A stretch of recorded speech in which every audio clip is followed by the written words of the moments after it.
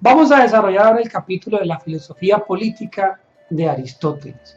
Según Aristóteles, el Estado es una especie de ser natural que no surge como fruto de un pacto o de un acuerdo, sino que surge naturalmente. De allí viene la idea de Aristóteles de que el hombre es un animal político. El carácter político del hombre lo da su capacidad del lenguaje, o sea, el lenguaje hace que el ser humano sea político, ¿sí? Que naturalmente sea político. Entonces, esa capacidad del lenguaje es el único instrumento capaz de crear una memoria colectiva y un conjunto de leyes que diferencia lo permitido de lo prohibido. Entonces, el lenguaje es fundamental para determinar el carácter político del hombre. En la política, en su texto La política, él expone la teoría clásica de las 6 formas de gobierno según el fin que cada uno de ellos persigue. Entonces él dice, hay gobiernos de bien común o bien particular. Los de bien común son los puros y los de bien particular son los impuros. ¿Cuáles son los de bien común, los puros? Los preferidos por Aristóteles son la monarquía, donde gobierna una sola persona, la aristocracia, donde gobiernan pocas personas, los mejores de la sociedad. Aristocracia, aristocracia significa el gobierno de los mejores, y república, donde gobiernan muchos. La palabra república viene de res publis, que significa cosa del pueblo, o sea, es el gobierno de muchas personas, de todo el pueblo. En cambio, que el bien particular es impuro, y dentro de estas formas de gobierno tenemos, por ejemplo, la tiranía, que es como una degradación de la monarquía, que también aquí gobierna uno, pero gobierna para sus propios fines. La oligarquía, que también gobiernan pocos para sus propios fines. Y según él, la demagogia, donde gobiernan muchos, pero gobiernan para sus propios fines. Todos son, estos de acá son una degradación de estos de acá, de los gobiernos puros. Ahora, con respecto a la física aristotélica, muchos elementos importantes. Aristóteles cree, como lo decían los presocráticos, buscando el arché, buscando el elemento primigenio, o el primer elemento a partir del cual todo lo demás fue formado. Aristóteles cree que la realidad ha sido formada a partir de 5 elementos, que son primero el agua, segundo el aire, la tierra, el fuego y un quinto elemento, la quinta esencia, llamado el éter. Según Aristóteles, el agua y la tierra se mueven hacia el centro de la tierra, del mundo, mientras que el aire y el fuego se mueven del centro hacia afuera, o sea, hacia el exterior. Se mueven, en cambio, el éter se mueve en torno al planeta, en torno al universo, en torno al mundo, en un movimiento perfecto como lo es el movimiento circular. En eso sí se parece mucho a Platón, la perfección del movimiento o del círculo. Estos principios explican por qué las rocas caen y por qué las nubes o el humo, por qué el humo sube, por qué las rocas caen y por qué el humo sube. Además, también explica la redondez de la Tierra, porque ya Aristóteles está diciendo que el éter gira alrededor del planeta.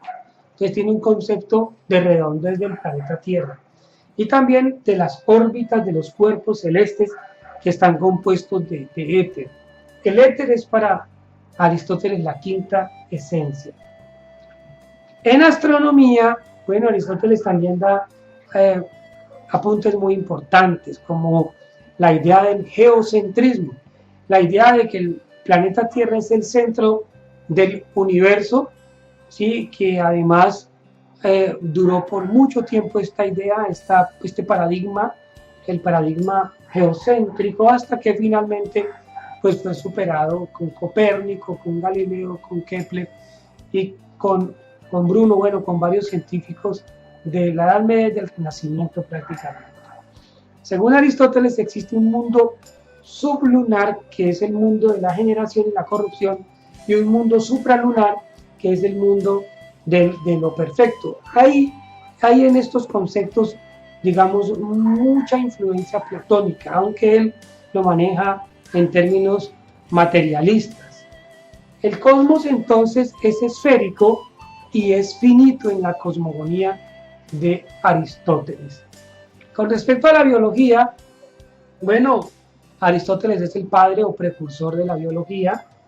Describió más de 50 seres vivientes, entre ellos hace un estudio muy detallado de los delfines, por ejemplo, y su gran inteligencia comparada con la de los seres humanos.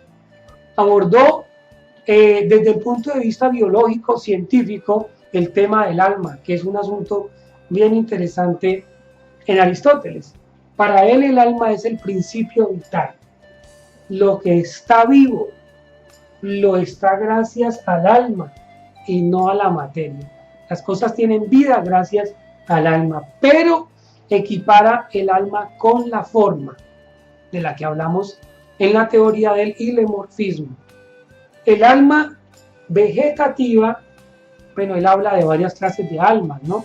El alma vegetativa, que es la de los vegetales, que básicamente tienen como funciones la nutrición y la reproducción, pero también habla del alma sensitiva, como la de los animales, que tienen como funciones la nutrición, la reproducción, la percepción, los movimientos y el deseo. Y finalmente habla del alma racional, que es la de los humanos, la de los seres humanos, cuyas funciones son la nutrición, la reproducción, la percepción, el movimiento, el deseo y por supuesto el razonamiento. Entonces, según Aristóteles, la unión alma-cuerpo es beneficiosa para el alma, beneficia al alma. Esto es bien importante porque Platón decía lo contrario. Para Platón el alma quedaba prisionera en el cuerpo. Aristóteles dice esa unión beneficia al alma porque sólo así puede cumplir sus funciones. Alma y cuerpo no son dos sustancias distintas en Aristóteles, sino que son dos componentes de una única sustancia.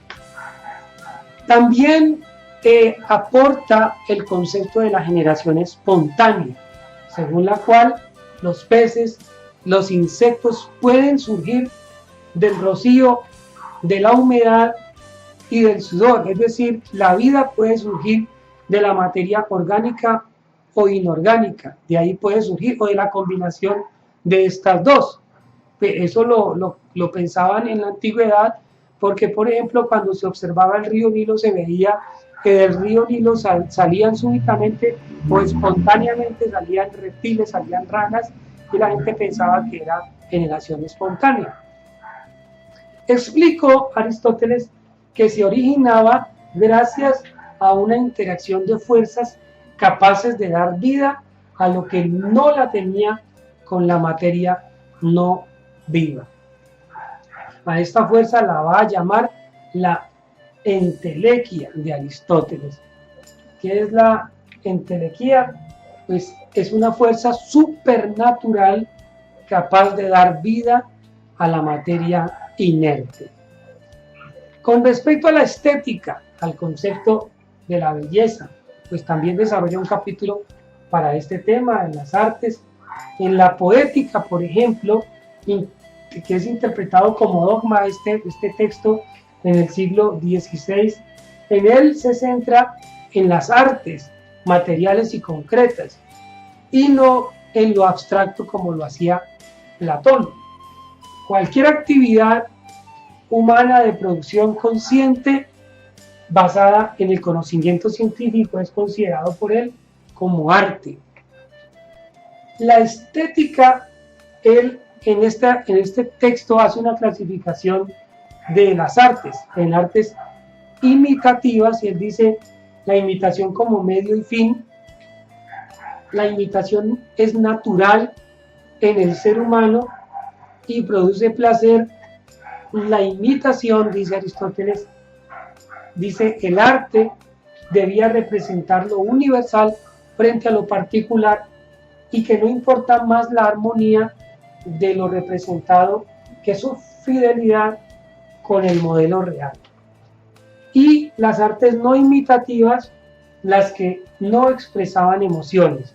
Por ejemplo, un tratado científico, que es arte, pero no está imitando nada. Con respecto a la belleza, Aristóteles dice que el conocimiento es placentero, luego conlleva un disfrute estético y es bello lo que gusta por medio de la vista y del oído. Entonces Aristóteles divide los sentidos en función del disfrute que generan al captar algo bello. Entonces, por ejemplo, la vista produce un placer intelectivo y el oído produce un placer moral. Y él dice que para él la belleza era una unidad de partes que tenían las siguientes condiciones formales. Primero, taxis, que es la distribución en el espacio de las partes componentes del objeto bello, que haya una buena distribución, ¿sí? Unas buenas medidas, a eso se le llama la taxis. Luego la simetría, que es la correcta proporción de esas partes. Y por último, lo orismenon, que es la extensión o tamaño de lo bello. No debe excederse de tamaño, ni tampoco verse fatalmente mermado en sus dimensiones. De esta manera, pues puede ser considerado como algo bello. Muchas gracias por estar con nosotros en este gran capítulo de Aristóteles. Yo sé que nos faltan muchos temas por asumir de él, pero básicamente y a grosso modo, esto es lo que Aristóteles nos ha legado a la humanidad. Muchas gracias y en otros capítulos estaremos tratando otros asuntos importantes de la filosofía.